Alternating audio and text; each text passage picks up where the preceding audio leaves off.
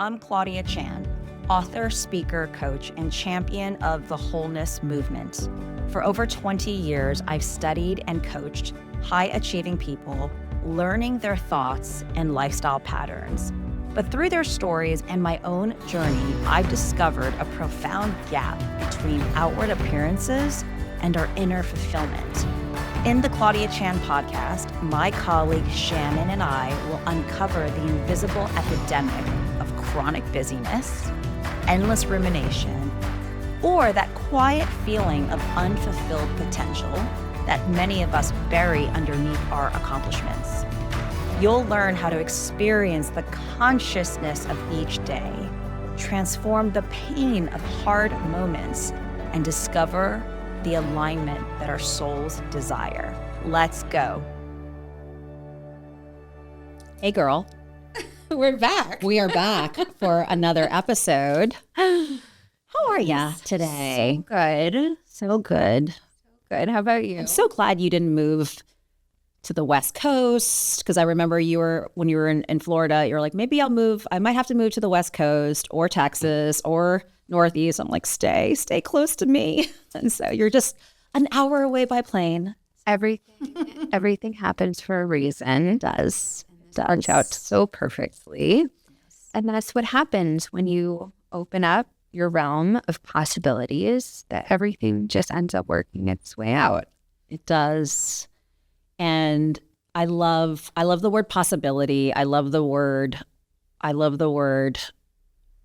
limitless and uncertainty too. I've been learning to live in uncertainty, and it's given me so much freedom, and I can't wait to also teach others how to live in uncertainty.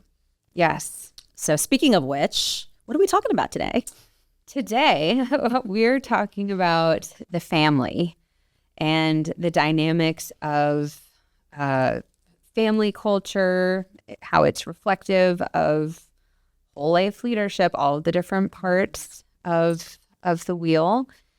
And, one of your quotes from one of the publication that you had a few years ago, I think it was Family Circle, and you had a quote that leadership starts in the home. Leadership starts with the family. So maybe we can start by you just telling us a little bit about what you meant by that. Yes. So when we look at humanity and how I think we're estimated at 8-something billion people in the world. The number goes up every single day. And humanity and people from all different cultures and parts of the world, like humans come out of the family.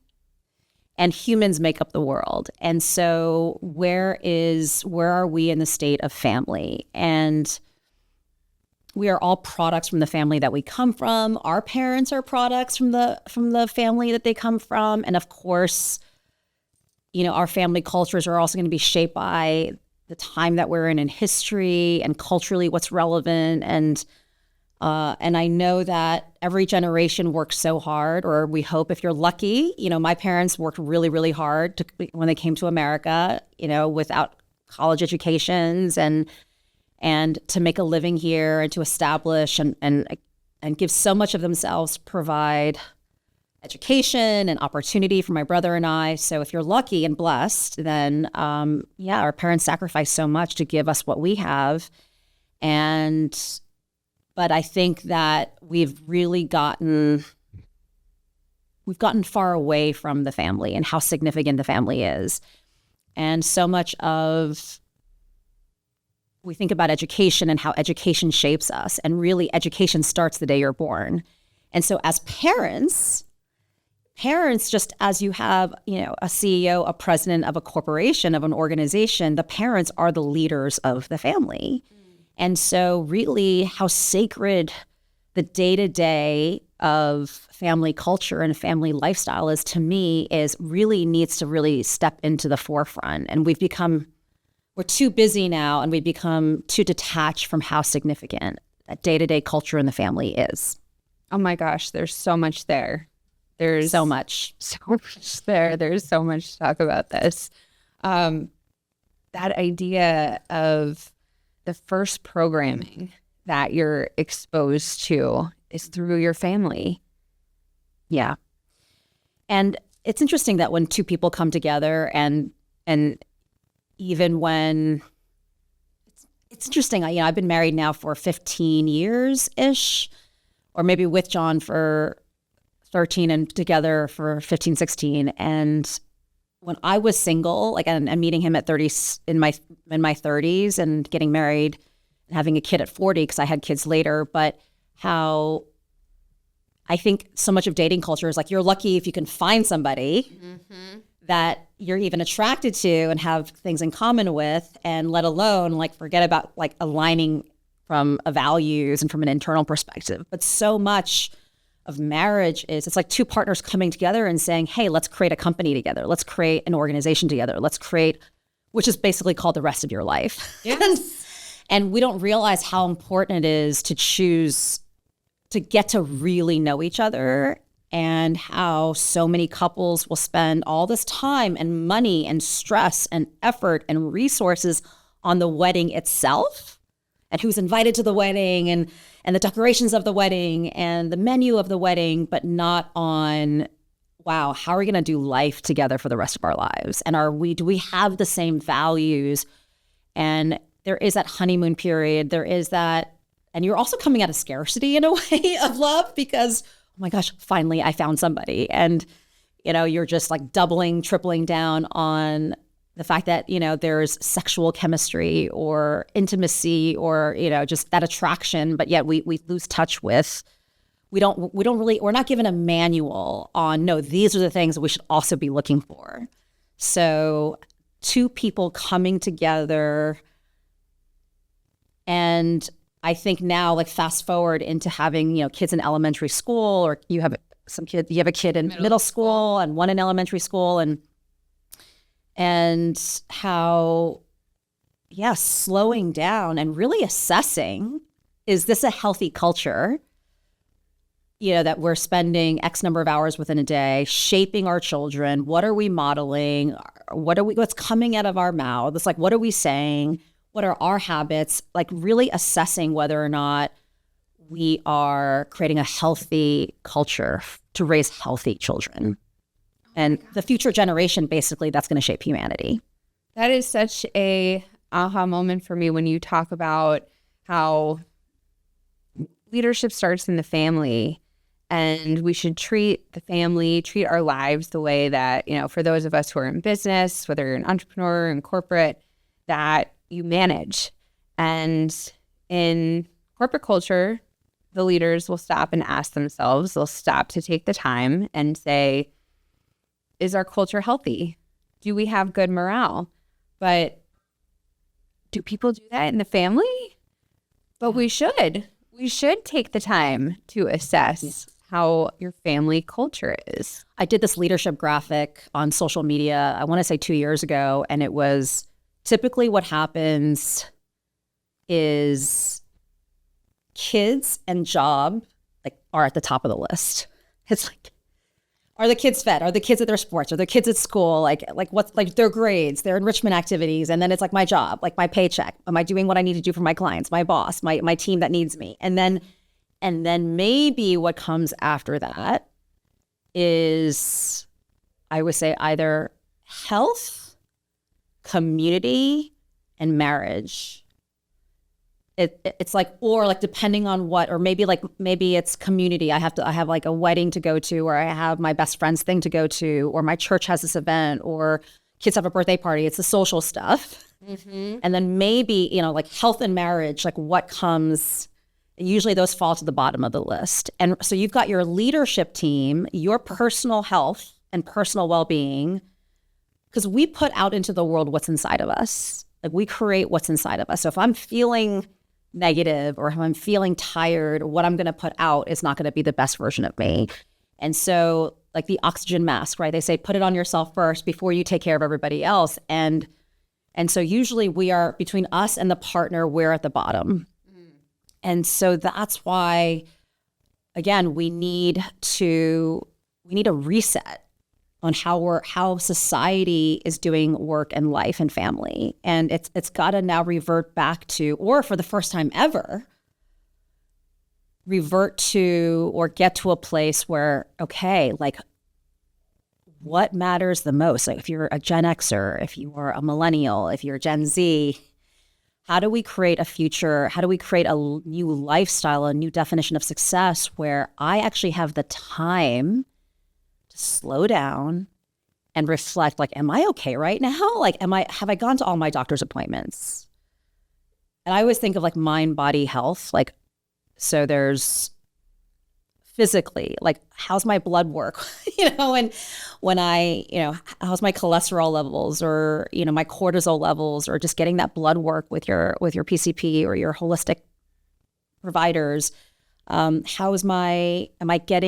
I eating well? Am I exercising? Am I at least moving my body once a day? Am I getting vitamin D? That the physiology aspect of our bodies to our mind and our emotions. Like, how is my mental and emotional state?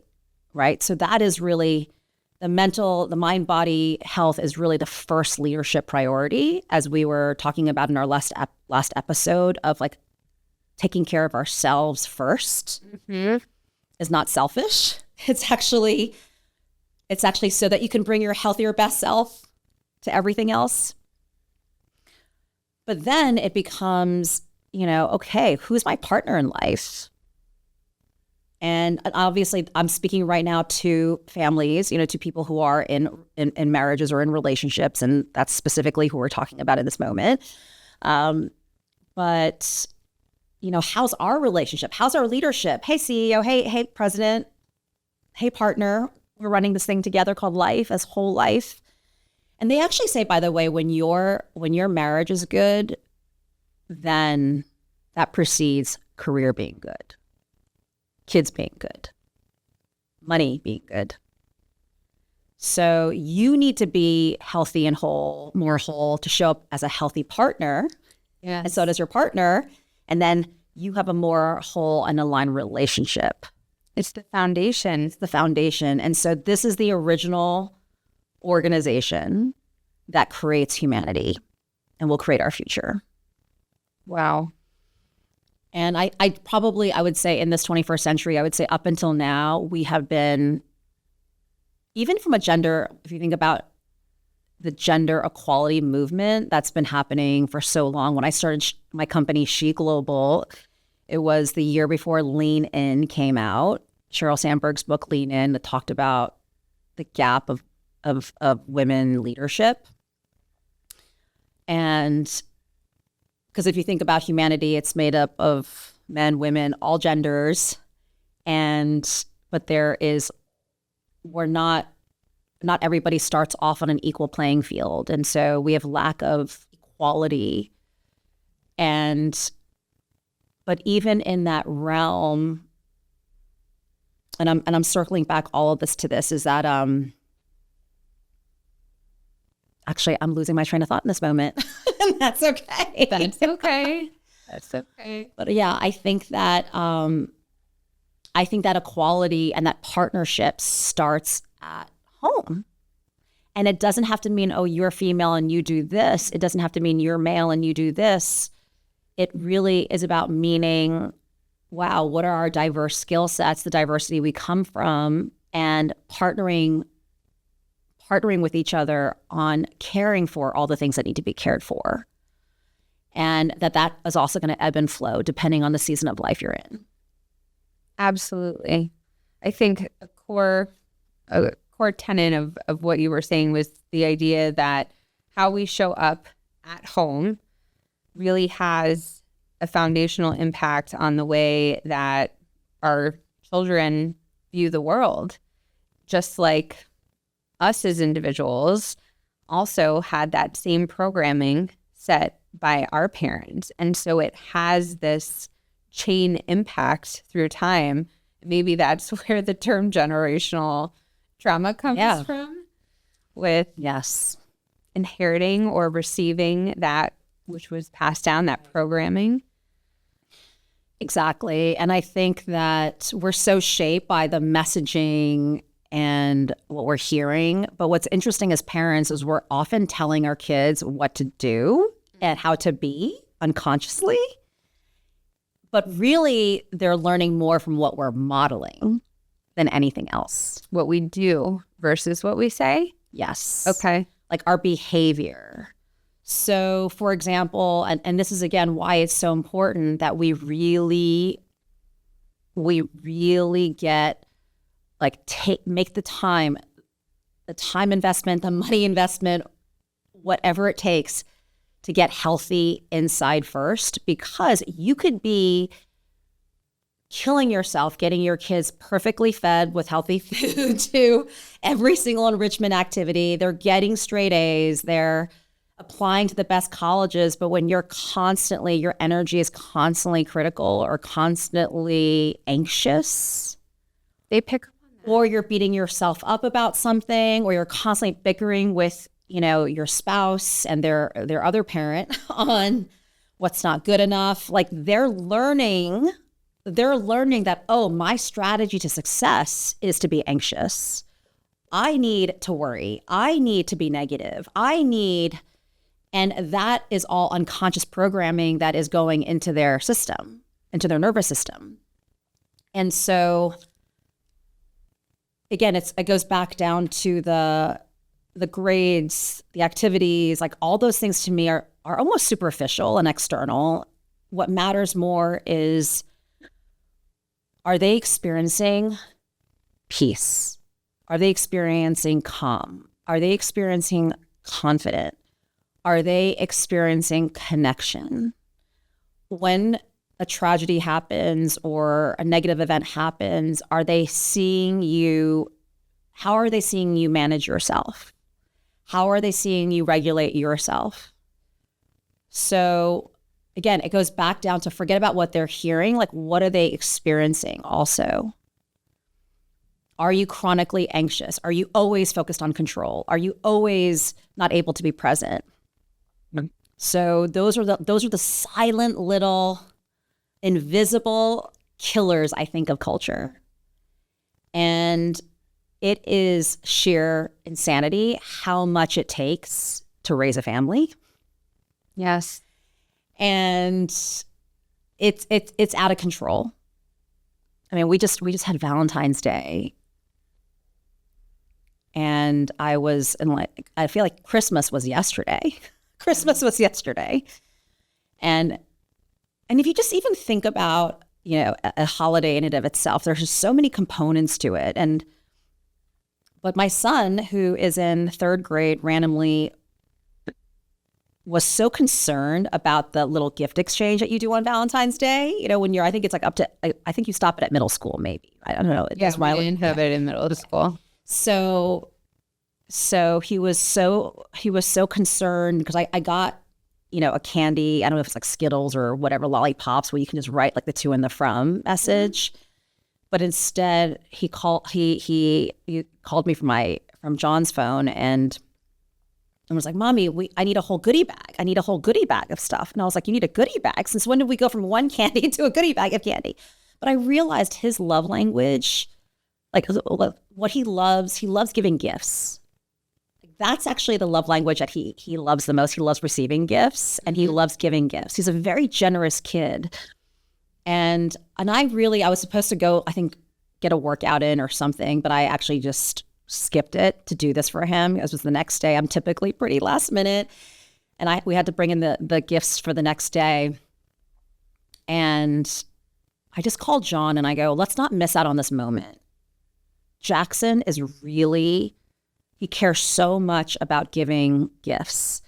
And what was interesting is when I came home, like later on in the day, because I had to run out again, I came home and I noticed he only said like to Trey. He didn't say from Jackson. He only wrote the to. And I was like, Jackson, you have to say that this is from Jackson. He's like, Mommy, I don't care about that. Oh my gosh. And I realized, wow, because so many people would care. Like I would care about, no, this nice goodie bag is from me, from Claudia. And so, hey, recognize that I'm a generous person, right? But he didn't care about that. And I just said, wow, like you and I, John, we've done a really good job. We need to really stop and look at what a great kid this is and really take that in and put this moment in our memory bank that forever. Like that is truly enjoying. And you know how parents also always say, it's been so busy. It's been so busy. It's just been crazy. Mm-hmm. Take those moments to slow you down, to slow your family down. And that's how we live more in the present moment and really like let that soak you up, like let that fill your cup of water so you're full for the rest of the week. So that when people ask you, like, how was your week? It was really good. It was busy, but it was so good, so full. I love that you leaned into Jackson's enthusiasm for the Valentine, the gift giving, because you had other things going on. It could have been so easy to have either dismissed it or even redirected to say, you know, when I was growing up, it used to just be these cardboard, like these little cards, and now like it has evolved, and probably, you know, the culture or the community angle of, you know, how far is too far, but that aside, just you saw the signal and you listened to the signal and you leaned into it and what mattered to him. And if you think about back to, again, it's really less about the candy, but it was about a gift exchange. What does that represent? Valentine's Day represents love, relationships, connection, community. It reflects giving and loving on your friends, loving on people, loving on yourself. It's really love is at the center of Valentine's Day. And so, you know, the gift is like recognizing each other and writing a sweet note to somebody and slowing that down, because at the end of the day, that was less about the candy and it was more about, I want to be really generous. That was a moment where we recognized, wow, like our kid is really generous and he's got us the sweet soul and we're doing something right, that we're creating a culture where he cares about that. And we're stopping, and as opposed to being like, honey, you're fine. You don't need a bag of candy. Mommy doesn't have time. Mommy has a million meetings, and me complaining to my friend, like, since when, which I, by the way, did say, since when did Valentine's Day become the new Christmas? But it is that moment, because it's less about the stuff. It's less about the superficial and the material candy. It's more about the internal emotional states and the emotional understanding and development that is happening in that moment. And also, too, I think being seen, like maybe he does want to give because maybe by him handing the candy to somebody, it's he wants to be seen more. Maybe that's a part of it. Because at the end of the day, that's why, you know, clients come to me all the time and say they come to a coach or a therapist for those more material reasons, right? I want to get a promotion. I want a new job. I want to upgrade my life. I want to level up. But it's really, they want to level up their emotional states and they want to feel more in alignment with purpose and higher emotional states of joy and worthiness and belonging. When we're thinking about the whole self-leadership wheel and all of the things that we have to manage in our day-to-day lives, how can we help prioritize our families so that they don't fall to the bottom of that pyramid that you were describing? Well, I think that we are at a time where in this wholeness movement of pulling again away from what the neighbors are doing and keeping up with the Joneses and really defining, okay, what do I want to experience on a day-to-day basis emotionally and experientially? And what do I want for my family? And also when I think about the whole self wheel and why I designed it to have all these different components of our life, And I'm also thinking, don't forget about my mom, don't forget about my brother, don't forget about my sister-in-law, don't forget about my community. And it's not just the immediate nucleus of me and my husband and kids. It's, what are all the things that matter to me? And I think it's so important that I say we need to treat our whole life, this whole wheel as the organization that we're leading. Well, the wholeness work came out of a book chapter in my book, This Is How We Rise. And I started writing it in 2015, 16, around the time I had kids, or my first child, Jackson. And then in the meantime, Sally Krawcheck, who was the most powerful woman on Wall Street, she was the former president and CEO of, was it Merrill Lynch Wealth Management? Yeah. So she was taking over a women's organization. It was called 85 Broads. She purchased it and turned it into Elevate.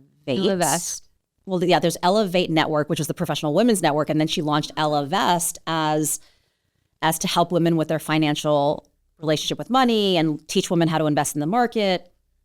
But she invited me on a panel. And one of the questions was like, how do you do it all? And I remember pumping, like I had just had, Jackson was 1.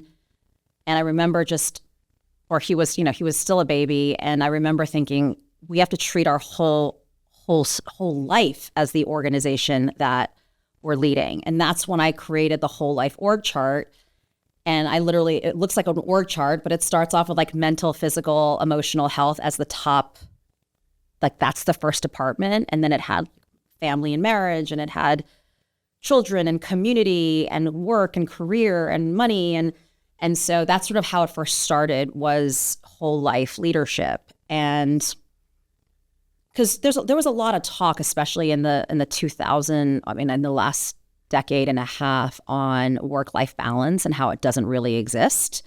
And then everybody preferred work-life integration. But then I just sort of thought wholeness, like whole self. And because that's how I was running my life. Like I was looking at it all and thinking to myself, okay, what really matters most? And so that was the name of a chapter in the book, of treating your whole life as the organization you're leading.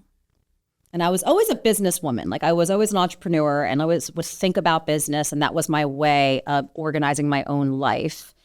And then that turned into curriculum for the She Summit conference, and that led into when COVID years happened, and I backed off having so many speakers, and I started teaching my own content and curriculum from the book.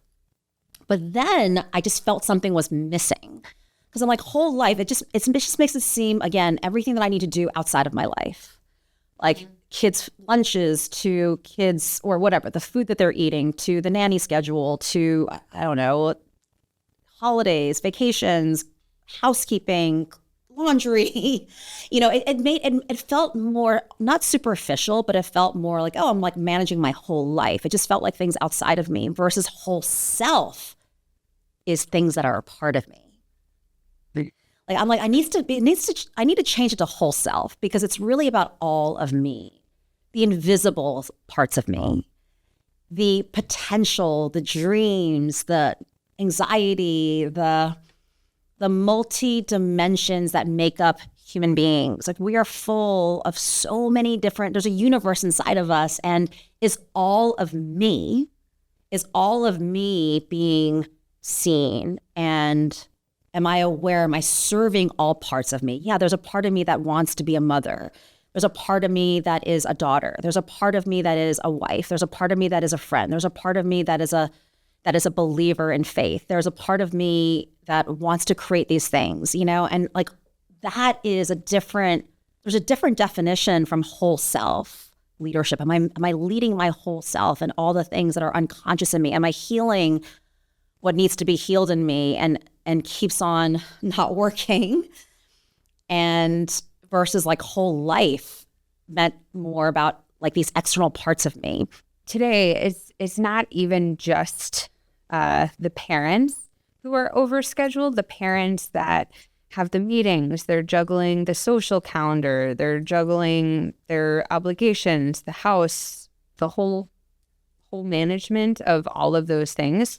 But kids are also becoming really overscheduled. They have maybe 2, maybe 3 different sports. They have tutoring, managing their schoolwork, and all of the other things. So when you talk about programming and then that generational trauma, is it these busy parents are then passing that into these kids that are becoming chronically busy as well?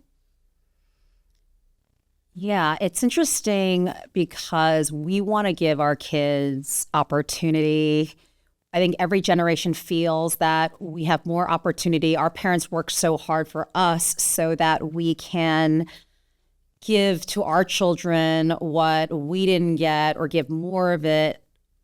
But what I think often what happens is it becomes more about us than about our kids.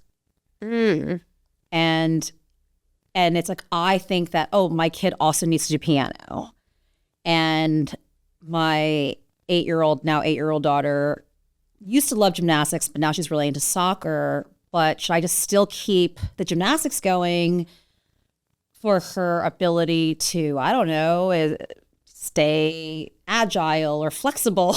Or, is she going to feel that she missed out on something if she doesn't keep that piece? Does she have a musical talent? And if I wait until next season to start piano lessons, and she loves singing, but what if she can be a singer and wants to be a singer one day? Am I taking something away from her? So it really, we think it's about our kid, but it's really about us, and it becomes more about us than about the kid. And we have to be careful about putting our own expectations, our own anxiety, our own FOMO, fear of missing out, onto our children.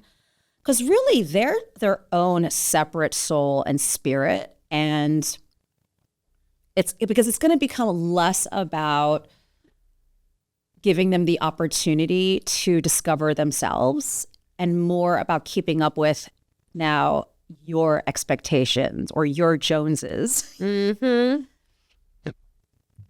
We gotta really watch that. Yes. So you would say, what's the right balance? Like, is it moderation? Is it letting the child lead? Mm-hmm. Because today it sounds like we're all trying to lead our kids because we think that's the right. It's all coming from a point of good intentions, of course. But if we're in the driver's seat today, what is that right balance? Yeah. Well, when I think about our children, what I personally try to do is start thinking about, okay, they're 25 years old right now. They're 35 years old. They're 45 years old. And what kind of life do I want them experiencing down the road? I want them to from a career perspective, that they're doing their passion. And in the whole self curriculum, I talk a lot about 4 Ps with career, passion, purpose, provision, and platforms, which is for another episode. But to me, passion is natural born skills that if I love to sing, if I love to cook, if I love to communicate, if I love to write, if I love to draw, if I love to plan, whatever it is, are they doing what they love? Do they have passion? And do they have an opportunity where if they have a raw talent and a raw skill, for them to discover that they've discovered and know that about themselves again, and that's going to continue to grow, right? We're ever changing human beings. We're always going to evolve and change, but generally success for my future, for the future of my kids, is they get to live a life where they get to do and explore their passions and what they love, and then they have purpose. They feel a sense of impact, purpose in their seasons of life. Now, life is going to be hard. There are going to be more no's to yeses. There's going to be more rejections. There's going to be failing. There's going to be tragedy. There's going to be loss. There's going to be hearts being broken. And so am I equipping my kids also with the ability to know, hey, heads up, there's going to be hard stuff. And are you able to manage that? Do they have the tools? Are they managing, are they stewarding what matters the most well, which is their sense of mental and emotional health, money, their relationship with money, their relationship. It doesn't matter if you earn this much or this much or this much, because at the end of the day, it's how you're spending, it's how you're saving, it's what you're investing in, and to not get caught up with the zeros and the chasing of, the limitless zeros. So I think that when I think about, again, flash backwards, it's like constantly flashing forward and flashing backwards to all I really want today is, am I creating a daily experience where these kids are discovering what they love? My son right now is on the bench more than he is on the field in soccer, and my daughter is more on the field than she is on the bench.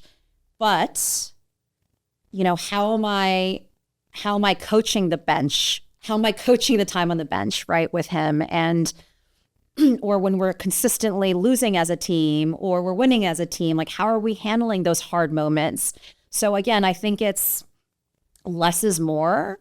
I think, in every season, I always say, how many passions do we want our kids to discover in this moment, in this season of time?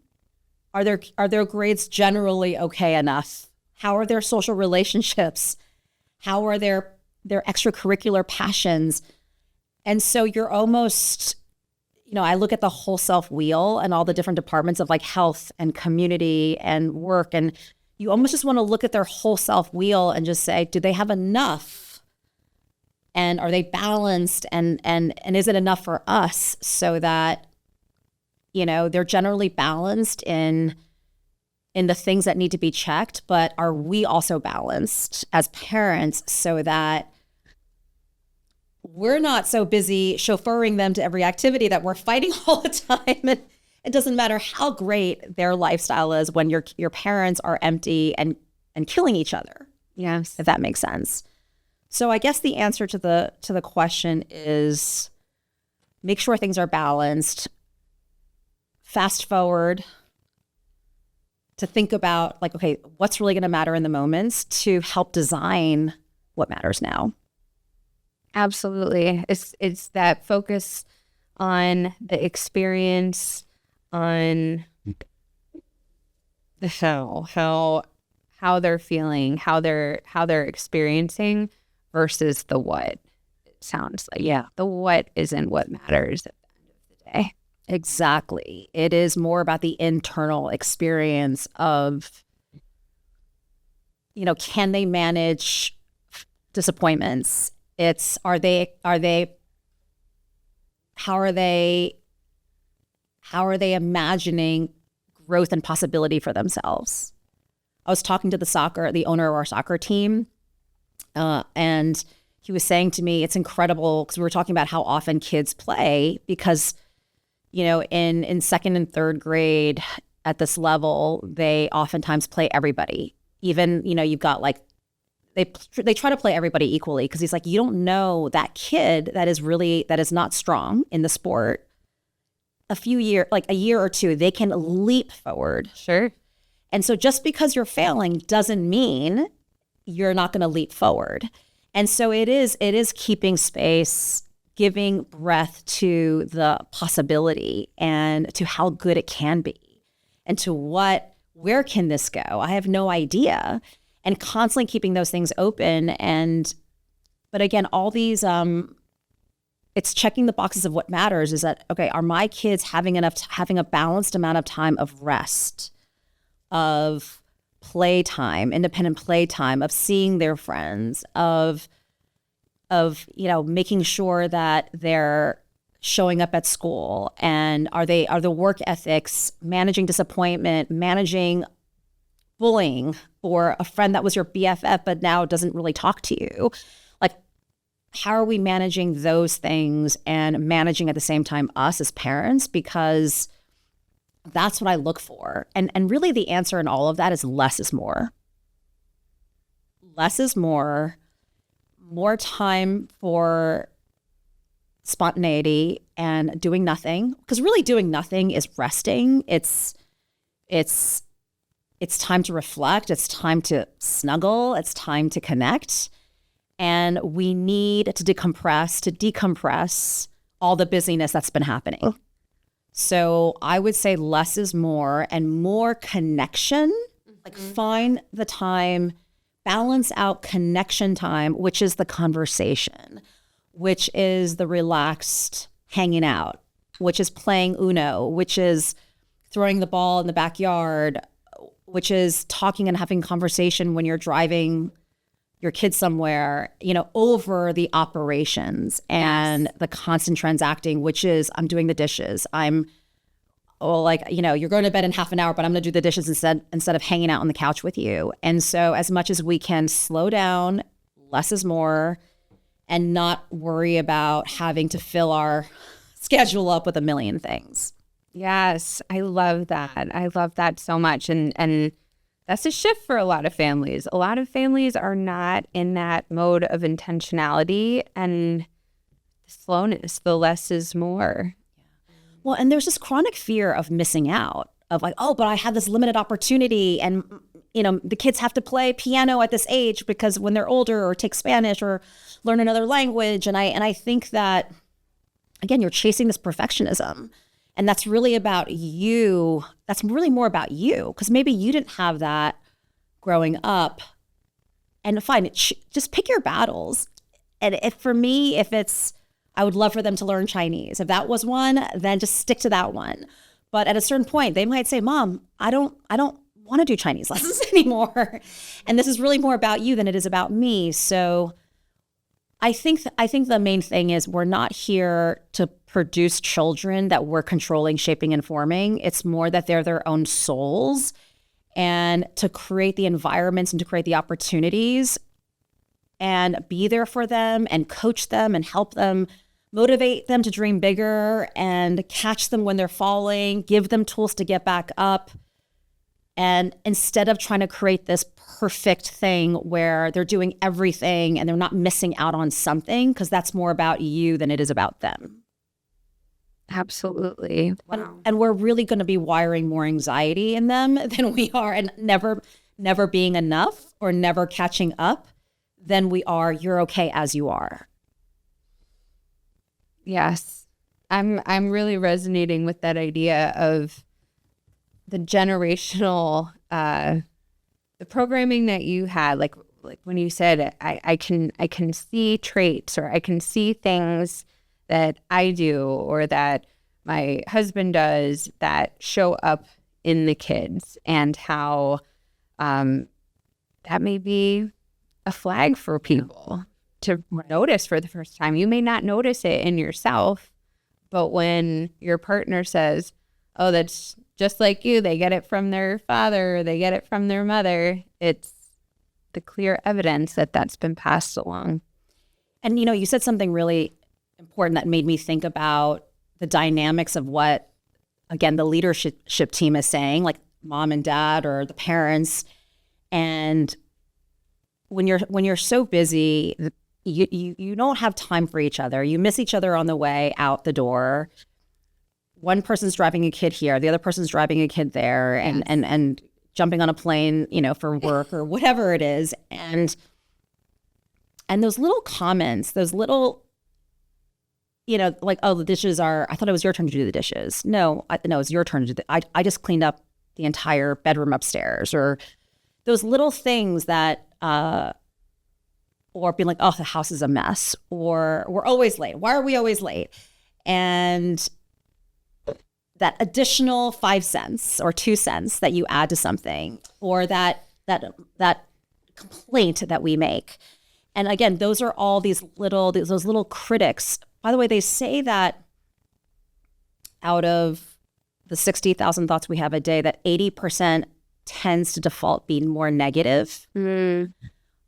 That is the scientific research shows 80% tends to be more negative than positive. So that's very much, we're all guilty.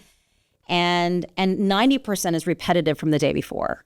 Wow. So it is so easy to be negative. And again, think about a company. If you were at a workplace, imagine just saying everything that was negative or like complaining to somebody, complaining to a coworker, or the business, the COO and the CEO fighting about something or nitpicking at something. You need a filter. Right. You need to filter that stuff. And again, that's also when the cup is empty, and that's why it's so important also, again, to fill up ourselves, to take that. That's why we need to do less. That's why we need more time for that rest or that meditation or that moment of consciousness, because that's what fills us up. The time with myself, I don't care if it's a manicure, I don't care if it's lying in bed and staring at the ceiling for 5 minutes, a walk, whatever it is, a podcast, listening to something. It's like you fill yourself up, then you're more conscious to then hold those things back, right? So we need to really, that's why I was so stubborn about keeping the word leadership in the whole self. It's whole self leadership, because I'm leading myself. I'm constantly shaping and mastering myself and refining myself and my inner self. And because then it's like, if I'm then more full and then my partner is more full, or even if one is on the low end and one's on the high end, at least then, we're doing better as the leaders of the organization and what we're then bleeding and what we're infusing into the day-to-day culture of the family. Yes. And, there's a reason why our current culture, our current millennial culture, Gen X culture, why we're so addicted to busyness, we're so addicted to perfectionism, we're so addicted to control and creating certainty, which, by the way, is not possible. Can't do it. Really, all we can control as humans is ourselves. And I think that that's why we're in such a state of anxiety and a mental health crisis in our country. Oh my gosh, yes. We've got to wake up. We are asleep to this invisible epidemic and we've got to take reins of our own life and become self-aware of our personal, cognitive, emotional daily patterns, our relational patterns, our family culture patterns, and make that the next strategic plan. Like, that is your core. Like, when a business comes up with like, what's our 2025 strategic plan? No, you are the strategic plan. Your family is the strategic plan. And that's why the movement is all about the career and the work and the money has to conform to this first. Yes. Oh my gosh. I love that. I love so much of that, Claudia. Well, and this is a great time to bring up money and investments, because if I want to drop some money, right, on me and get or like marriage counseling, or maybe I do need to quit this job. Maybe I do need to take a sabbatical from the company that I've been running. Maybe I do need to let these clients, I have a PR agency I need to let, 2 or 3 go that really are not healthy relationships. But how am I gonna make ends meet? The what ifs.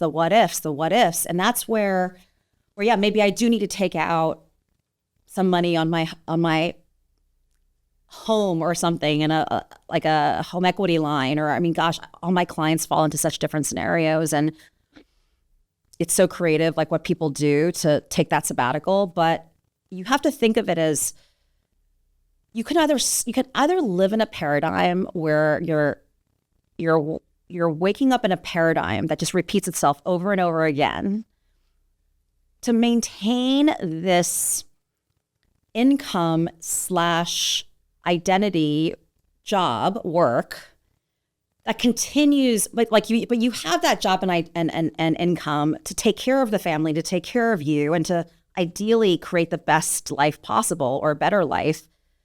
But that keeps producing the negative outcome. And so at a certain point, you have to invest in the health and the family first. You have to invest in the you first and see that as a financial investment, because eventually you're always going to stay in the same paradigm. So what's the cost of your soul? Like, what's the cost of your health? What's the cost of the amount of cortisol that's being pumped into your body every single day and traumatizing your children? Because all you do is disasterize. All you do is fight with your spouse. All you do is, and then maybe you do go on that vacation that you saved the money for, that you didn't spend on therapy or coaching or whatever program you need. But then the bomb just hits again. And 5-10 years later, you're in the same paradigm. And by then, how old are your kids? Yeah. This time with them is so precious. So to wait, to put off those investments, that's precious time that's going out the window. Well, and I think a lot of it is normalizing investing in yourself, because again, back to, I don't invest in me. I'm not worth that. And by the way, you have a great example too, because when you were in between work, you actually proactively, you called me and you said, I'm going to set this money aside until I start the money starts not being there. That was my priority. I prioritized the coaching investment and said, let me do this before I start worrying. Yes. And it was the big rock that went in. Tell me more about that too, because so many people don't do that. I don't know why.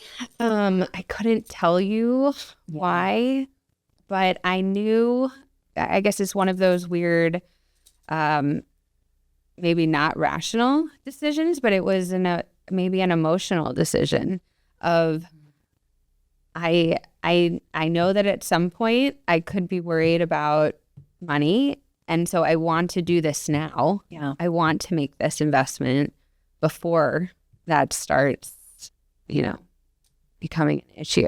It's interesting.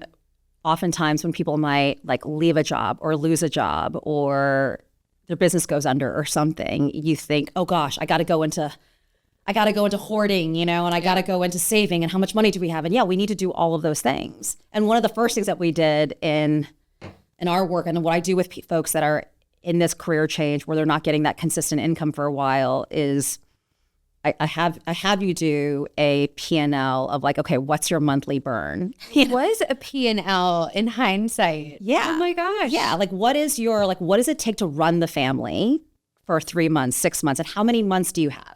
Do you have a year? Do you have 6 months? And then what I do and what we did was, okay, there's baseline. Okay, yes, now I get manicures every week, or I have my housekeeper come, or I have, I order out X number of days. Okay, but if we were to just really simplify life and not attach our identity with that, because we can say to ourselves, oh my gosh, I can't believe I'm a failure that I can't eat at a restaurant tonight. What happened to my life?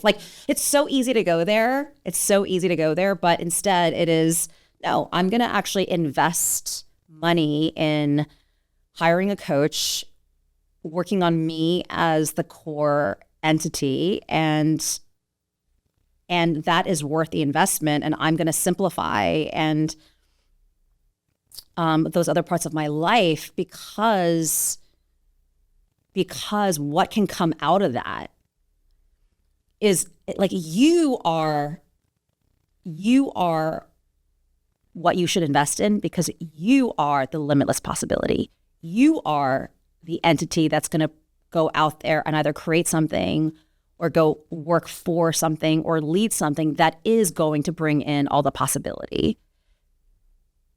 A lot of venture capitalists say they don't invest in business plans, they invest in the person. Who is the person? Who is the person that is going to create and drive this company, and what's inside of that person? So you are all the innovation, all the limitless income earning possibility. It comes out of you. And that should be the primary investment. But we think, oh, well, a family vacation costs X thousands of dollars. And I really want my kid also to do gymnastics and play tennis. Or, we've got that car or that bathroom that needs remodeling. Or it's just so easy to then think, well, I don't want to spend that money on me because there's these other external things that another activity or another thing. So we got to just, again, watch and balance that. Yes. Family, yourself, the foundation, when those things are strong, the rest will follow. And we talk a lot about inner. That was as my head of marketing and monitoring my brand. And just for more context, so Shannon attended, my conferences. I didn't really know her personally. And then when I think like 1 or 2 years ago, when I started making my time available to coach individuals, I took a break from bringing my trainings to corporate America. Shannon actually, she hired me as a coach. And one of the things that and I'm having my lost train of thought again.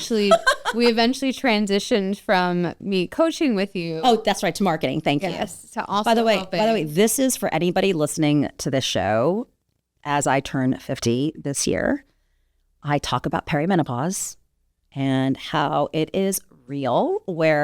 And you're 10 years younger than me, and I'm telling you, like, whoever's in their early 40s, like, double down. You're in your genius years in your 40s. Like, that is when everything just comes into fruition. But into my late 40s, it's like I'm talking and then gaps are just missing from what I was saying. So thank you for bringing me back on course. So you were branding and marketing is your genius. And I'm like, well, could I just support you for a while? And then you support me on the brand and messaging side. And you've become my branding CMO, chief marketing officer, but just marketing genius and partner. And by the way, can I just say that it's been such an area of gratitude that I have, because it's so hard to be both the brand and what we always say, the product, right? I am, this is not what, by the way, and for all the people out there that are building businesses off of your personal brand, it's really hard because it's emotional. It's you. And when you need to write copy for something or position yourself for something, it's like, I always think about it as editorial versus advertising. There's the content and there's the campaign. There's the content and there's the copy. And there's editorial and there's copywriting. And it's so hard to do both. And I've realized over time, over the years, that I'm actually, even though I was always a businesswoman and always a business owner and entrepreneur, I really am more naturally a creative. Mm-hmm. And you've given me a lot of permission to do that, because you're like, don't worry, you just be you, Claudia. And I will be thinking about the brand and really the bigger message and movement and mission behind everything that we're doing. So it's just been such a area of gratitude that I have, that, but I also just feel like that's God. Yes. And how many partners and how many right-hand people have come into my life, and just, and for everybody out there where you're in a season and you feel like, oh, can I just have this already? Why is this taking so long? Why is this so complicated? And it's just never works out for me, and it never works out for me. But just trust that timing, that you're in a waiting room of life, and that when it's meant to work out, it's going to work out. And God will send you the people and even if they come in and out, like at the right time. Yes, absolutely. Well, I love that. And I think you were tying it to an inner self moment that was the talk track that you were going on. Yeah, inner self. Gosh, so this is the, what do we call it? My tornado, the Claudia tornado brain. Yes.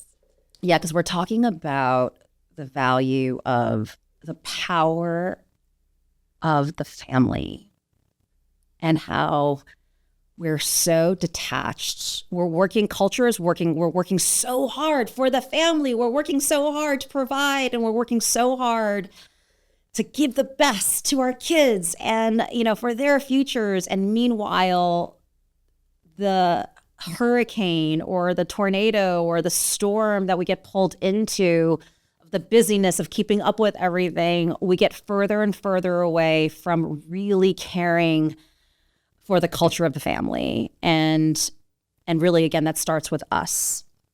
It starts with my mental and emotional and physical. It starts with me and my partner relationship with, and if you are in that family structure where you do have a partner, many people are single parents, or and everybody has a different picture of what their family looks like, but we've got to put the oxygen mask on us first. So, Such a good reminder. Thank you, Claudia. Thank you. Awesome stuff.